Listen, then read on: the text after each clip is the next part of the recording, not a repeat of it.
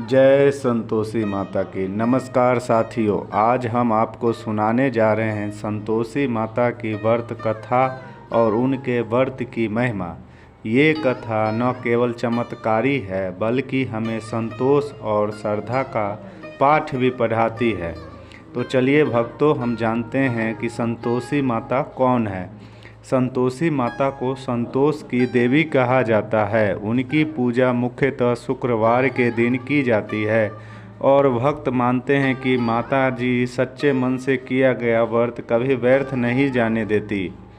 बहुत समय पहले की बात है। एक वृद्धा के 7 बेटे थे। 6 बेटे व्यापार करते थे और खूब कमाते थे, लेकिन 7वां बेटा नाम था सुखी। वह सीधा सादा और माता पिता का आज्ञाकारी था।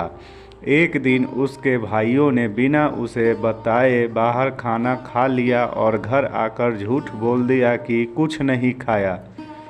सुखी जब घर आया तो उसे बासी खाना दिया गया। उसकी पत्नी सद्भावना यह सब देखती रही और दुखी होती रही, लेकिन कभी कुछ कहा नहीं।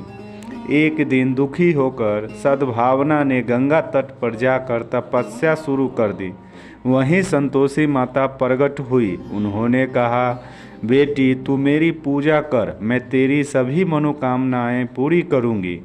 माता ने उसे 16 शुक्रवार का व्रत बतलाया। न तो खट्टा खाना है, न किसी को दुख देना है और श्रद्धा से कथा सुननी है। तो आइए भक्तों, इस व्रत की विधि भी जान लेते हैं। संतोष माता का व्रत बहुत सरल है। हर शुक्रवार माता का व्रत करें, साफ सफाई रखें, व्रत की कथा सुनें या पढ़ें, माता को गुड़ चने का भोग लगाएं, दिन भर व्रत करें और शाम को कथा के बाद भोजन करें। व्रत के दौरान खट्टा नहीं खाना चाहिए और नहीं छूना चाहिए। सद्भावना ने पूरी श्रद्धा से व्रत किया। धीरे धीरे घर की हालत बदलने लगी। उसका पति सुखी भी व्यापार में सफल हुआ। संतोषी माता की कृपा से धन, प्रेम और सुख घर में लौट आया। जब उसके सास ससुर को सब पता चला, उन्होंने भी बहू से क्षमा मांगी और तब सबने मिलकर संतोषी माता की आरतियां गाई और जयकारा भी लगाई। अब जानते हैं माता की महिमा। संतोषी माता की महिमा अपार है। कहा जाता है कि जिसने भी सच्चे मन से माता का व्रत किया है, उसकी हर मनोकामना पूर्ण हुई है। न धन की कमी, न प्रेम की, और जीवन में आता है शांति और संतोष। 16वें शुक्रवार को व्रत पूरे होने पर 8 बच्चों को भोजन कराना चाहिए, लड़कों को, क्योंकि माता का व्रत लड़कों को खिलाकर पूरा होता है।